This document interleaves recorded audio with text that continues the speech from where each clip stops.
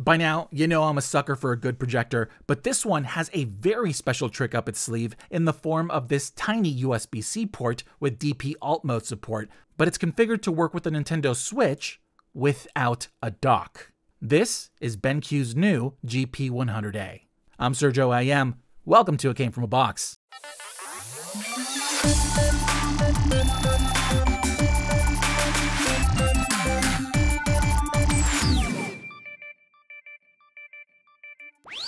As I thought, I'm going to need a much bigger desk on this channel very soon.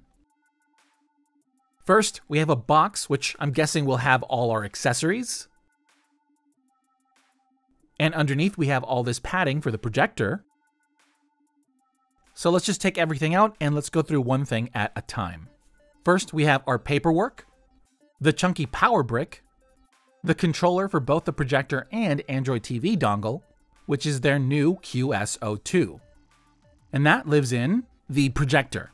As with most of their projectors these days, BenQ opts for these dongles which live in a dedicated compartment.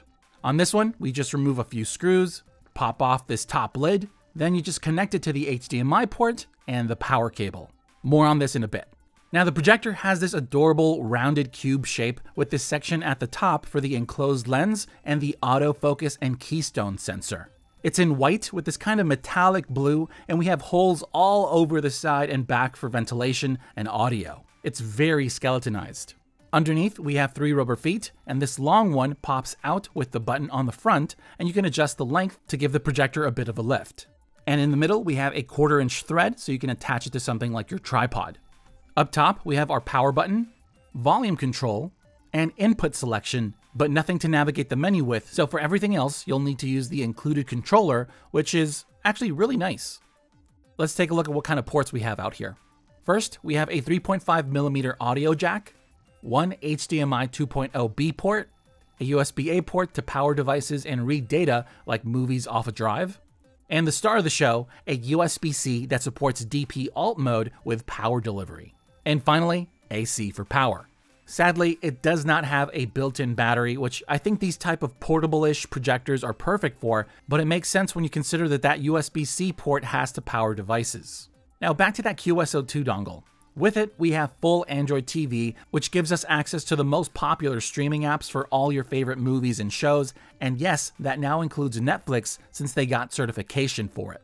You'd be surprised how difficult that is for most smart projectors. But it also has Chromecast built in, as well as AirPlay support, which makes it so you can pretty much stream whatever you want off your phone or tablet to it.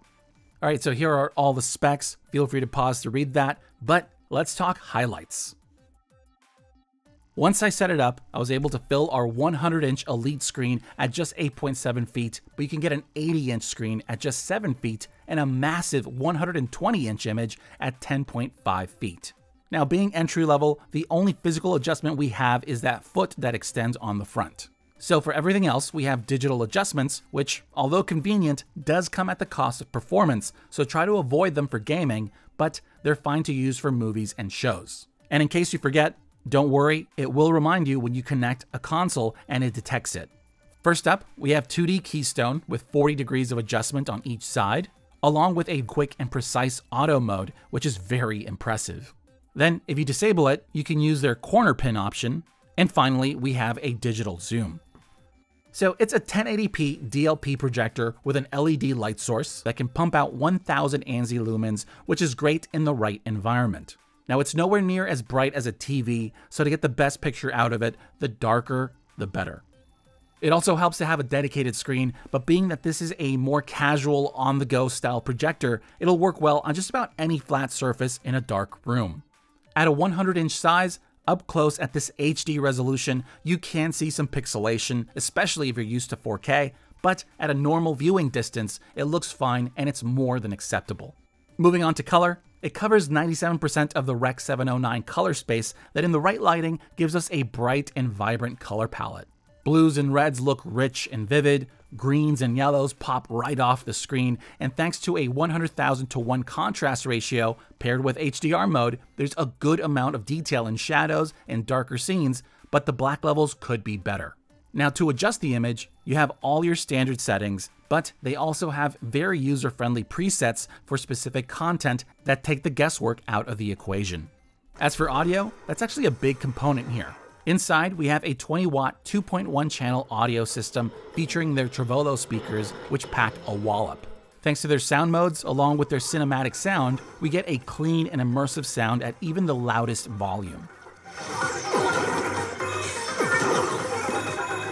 Speaking of which, it gets very loud.